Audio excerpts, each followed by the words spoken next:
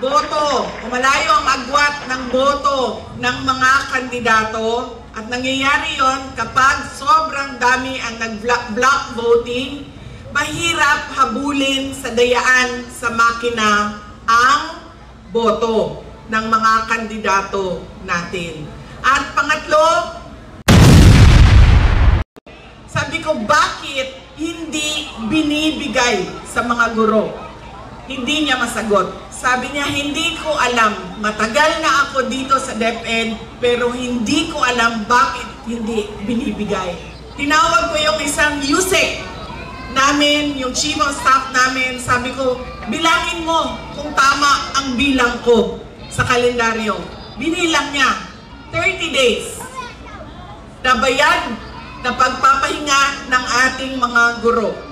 Sabi niya, tama ang bilang mo. Sabi ko, dalhin mo doon sa isang USEC natin. Sabihin mo sa kanya, ilagay niya sa papel. 30 days na pahinga para sa ating mga guro. Ginawa nila, nilagay nila sa papel, tapos. Nakaraang taon, ngayong taon, merong pahinga ang ating mga guro na 30 days.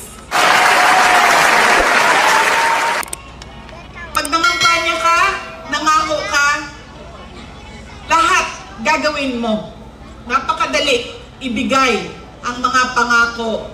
Ang siguraduhin mo lang ay hindi ka nagsisinungaling habang ikaw ay nakatayo dito sa entablado. Tumawag siya, sabi niya sa akin, diretsuhin mo na ang mga tao. Sabihin mo sa kanila, nakikiusap ako na iboto nila ang 10 kandidato ng Duterte.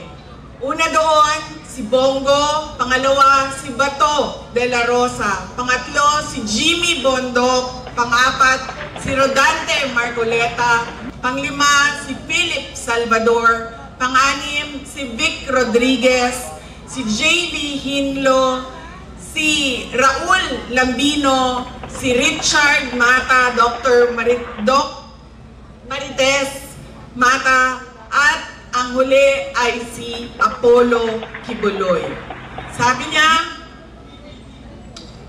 yes, ito po ang partido ni Pangulong Duterte, ang PDP o ang Duterte, ang 10 senador ng Duterte.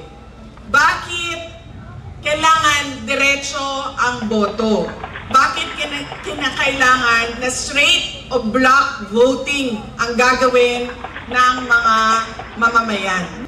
Dahil unang-una, kapag hinaluan nyo yan ng ibang grupo o nasa ibang pamumulitika, ay magkakagulo lang din ang loob ng Kongreso, ang loob ng Senado.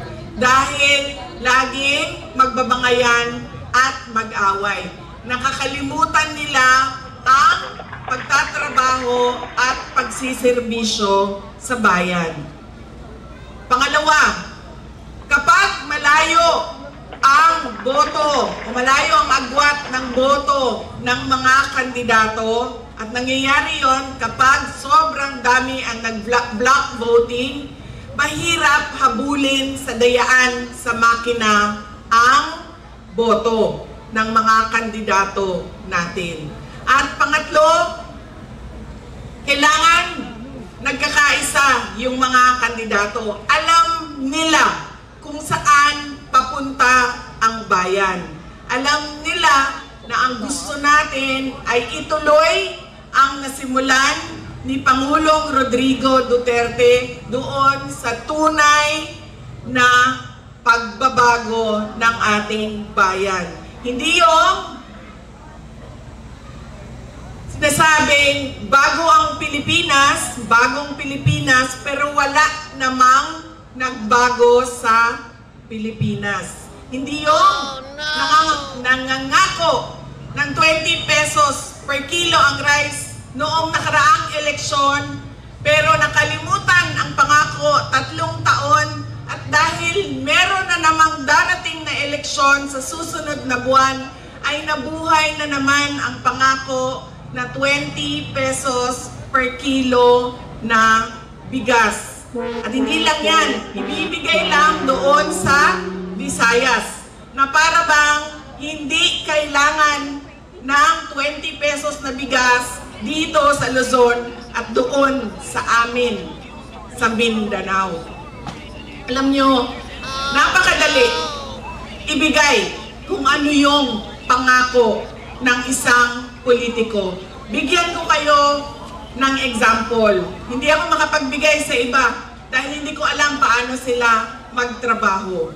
Pero noong ako ay nangangampanya, tumayo ako sa stage noong nakaraang halalan 2022, 3 lang ang sinabi ko: trabaho, edukasyon, at mapayapang pamumuhay. Noong ako ay nahalal, noong ako ay pinili ninyong lahat, nagbukas kami ng Magnegosyo Taday sa Office of the Vice President. Yun yung Micro and Small Entrepreneurship Program. Nagbibigay hanap buhay sa mga walang kapital. Nagte-training sa mga tindahan na hindi sila malubog sa utang dahil marunong sila mag-rolling ng kapital nila. Marunong sila magnegosyo. Ako ay naupo sa Department of Education. Ang pangit ng kalidad ng edukasyon natin. Isa doon, kailangan itaas ang kalidad ng ating teaching course o ng ating mga teachers. Saan tayo magsisimula sa kalidad ng teaching course natin? Kundi tanungin natin sila, ano ba yung problema? Bakit hindi kayo makaturo ng maayos sa mga bata? Isa sa paulit-ulit na consultation namin sa buong bansa, nagsasabi sila, matagal na kami humihingi ng pahinga.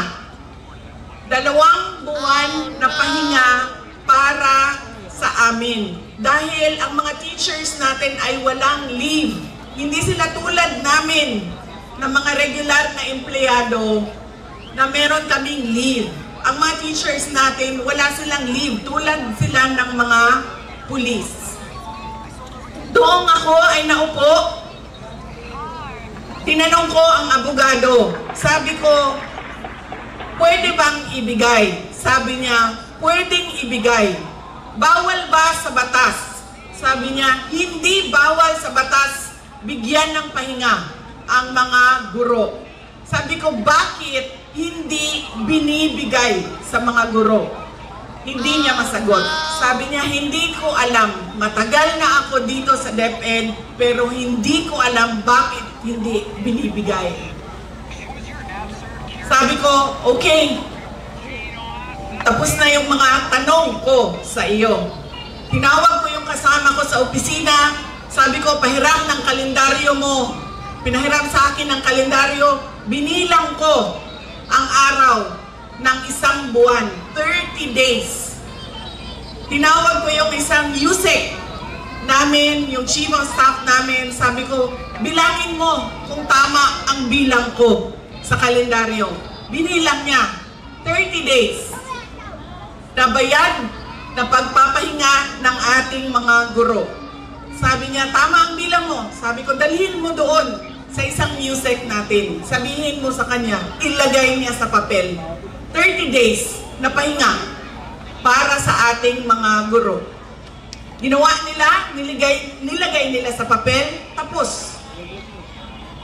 Nakaraang taon, ngayong taon, merong pahinga ang ating mga guro na 30 days. Pag nangampanya ka, nangako ka, lahat gagawin mo. Napakadali ibigay ang mga pangako. Ang siguraduhin mo lang ay hindi ka nagsisinungaling habang ikaw ay nakatayo dito sa entablado. Tulang panakip butas o band-aid solution na lang ang pagbebenta ng 20 pesos kada kilo ng bigas. Isang hakbang ng Department of Agriculture na tila clearance sale na lang matapos sumablay ang programa. Nakatakda na sana itong ilunsad ngayong Mayo, pero maaaring mapornada pa dahil sa mga isyong bumabalot sa implementasyon nito. Si Sheena Torno magbabalita. Sa halip na matamasa ang abot kayang bigas sa panahon ng matinding kagutuman, tila move-out sale o bargain lang ang nawiang pangakong tulong ng kasalukuyang administrasyon. Ito'y matapos inanunsyo ng Agriculture Department na ibebenta na lamang sa 20 pesos ang kada kilo ng mga buffer stock na bigas ng National Food Authority o NFA. Isang huling hakbang umano ng gobyerno upang mailabas sa mga bodega ang libo-libong metriko toneladang lumang bigas na hindi na ibenta sa orihinal na presyong 33 pesos sa mga lokal na pamahalaan kasunod ng deklarasyon noon ng Food Security Emergency. Aabot daw sa 370,000 metric tons na bigas ang planong ibenta ng DA sa mga LGU hanggang sa buwan ng Disyembre ng taong kasalukuyan na pasisimulan sa Visayas sa nalalapit na Mayo 1 at target naman sa Mayo 2 na ibenta ito sa mga Kadiwa stores sa Metro Manila. Nasa 800,000 na pamilya umano ang makikinabang sa lumang bigas ng NFA.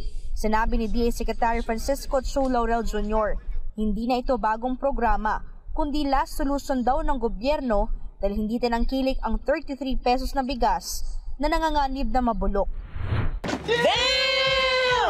Sinubukan namin benta ng 33 peso yan. Hindi naman kumagat dahil bumaba na rin yung presyo ng bigas, no? At may mas mababa pa nga sa presyo namin eh. What? So technically, we have, in any situation, even in private industry, ang tawag dyan is move out sale, bargain. So luging-lugi pala talagang mamamayan at gobyerno dyan. Kung sa 33 pesos lugi na ang Pilipino, lalong luging-lugi sa 20 pesos. Sinasabi kong lugi ang mga Pilipino dahil pera ng taong bayan yung pinambibili nila ng bigas. At ang masaklap, gigisahin ngayon tayo sa sarili nating mantika. Kasi gagamitin nila sa pamumulitika yung pera ng taong bayan sa pamamagitan ng pagbebenta ng 20 pesos na bigas. 50% off, 100% off, 30% off, call it what you may. That is the reality. Diba? Aminado pa ang kalihim na ibebenta ang bigas sa paluging presyo dahil mababa ito sa presyong ginastos ng NFA matapos bilhin sa mga lokal na magsasaka ang palay hanggang sa pagproseso nito para maging bigas. Magkano naman kaya ang lugi ng gobyerno na pagpipilit nilang pagbebenta ng 20 pesos na bigas? Well, the 4.5 billion definitely is part of it na, no? Tapos idagdag mo pa yung maybe yung total na kalahati siguro ng binili mo last year, 9 billion mo last year, no? So sabi mo lang 10, 12 billion. Damn! Magkakaroon naman daw ng subsidiya ang pamahalaan na nasa 4.5 billion pesos at ginagawa na rin umano ito ng ibang bansa gaya ng Indonesia, Malaysia at China. Ano kaya ang magiging kapalaran ng 20 pesos na bigas ng administrasyon? Dahil posible raw itong maudlot dahil wala pang katiyakan kung magsisimula na ngayong linggo ang programa dahil sa isyu ng Commission on Elections o COMELEC exemption. Hanggang ngayon ay wala pa kasing inilalabas na permiso ang COMELEC at batay kasi sa regulasyon, bawal na ang ayuda simula Mayo 2 hanggang Mayo 12. Kailangan din kumuha ng exemption ng mga LGU para makapagbenta ng 20 pesos na bigas sa kanilang mga nasasakupan. Well, we might cancel it or just launch it lang since we're prepared na. Oras naman daw na mangyari yan ay posibleng pagkatapos na lamang ng eleksyon sisimulan ang bentahan ng 20 pesos na bigas. Ang tanong ngayon, may tuturing bang tulong ang 20 pesos na bigas kung huli na itong naipatupad ng gobyerno at bilyong-bilyong piso na ang nalugi mula sa pondo ng bayan? Para sa Diyos at sa Pilipinas kung mahal, ito si Sina Torno, SMNI News. Baka naman ang ending niyan, mabulok na naman yung mga tonne-toneladang bigas na yan. Kung kamusta na si Tatay Digong? Okay naman. Yun, nabiruan ulit. Tapos binasahi ko yung paa niya. Ganun. Masaya naman siya. Masaya naman. Masaya. Ito, bit-bit ko yung pinaglabahan. Tapos So ikaw naglalaba para sa kanya ngayon? oh, hinatid ko kanina umaga. Magaling para kayo maglaba. Pwede ba Pati paglaban niyo na plancha. rin? Ano pa ang mga request pa niya? Wala naman. Kain niya, okay din daw. Okay lahat. Okay naman Walang lahat. problema. So ano naman ho Tanong niya lang napagtawanan niyo? Tanong nyo lang yung politika sa Pilipinas. Lahat yung nangyayari sa campaign. Sinabi niyo bang in-issue na ako ng non-bailable? Oh, natawa siya. Natawa siya. Nakakatawa talaga yung kasong niyan, mga baliw! Oh, dahil May mensahe ba si Tatay Digong sa taong bayan? Mo lang gyapon, i-support daw to iyahang PDP laban candidates, senatorial candidates. Pabalik-balik lang man niya. Kumusta niya lang si VP Inday. nalaban na ba niya yung... Sabi ko, sige hanap ng gulo. Sige pangaway, sabi ni Saya. Pero nasabi niyo ba yung sinabi ni Inday Sara na nasa listahan din siya ng ICC? Sinabihan ko siya. Anong sabi niya? Tumahimik man lang. Siyempre, mas concerned siya kaysa sa Kung malapit sarili na ang eleksyon sa Pilipinas, may mensahe ka sa mga botante natin sa Davao. Sa mga Dabawenyo, daghang salamat sa inyong suporta. Daghang salamat sa inyong kanunay pagsalig sa amo ang pamilya. Daghang salamat. Sir, kamusta ka sir? Because we heard that nagkasakit daw ka.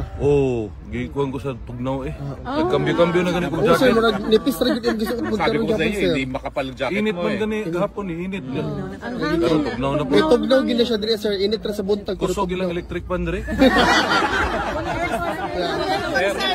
Marami po tayo ngayon, may yung mga galing na mga seaman, taas ang mga kamay. Ayan, galing po sila sa Rotterdam. Malayo po, may mga nanggaling ng New Zealand. New Zealand. O yun, parating yung tinatanong, saan galing? Layo, mga galing Perth. Pero Australia din sir.